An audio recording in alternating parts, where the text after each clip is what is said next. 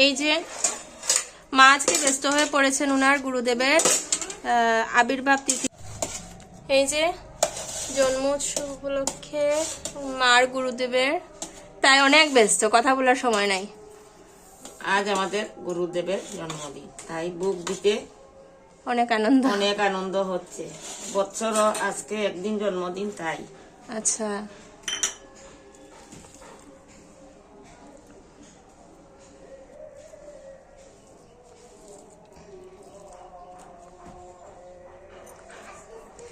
ভিডিওটা কিন্তু ভোগ লাগানোর পরই আমরা আপলোড করব, তাই কোনো সমস্যা নেই যে ভোগ নিবেদনের আগে সবাই দেখছেন, এরকম কিন্তু কিছু না।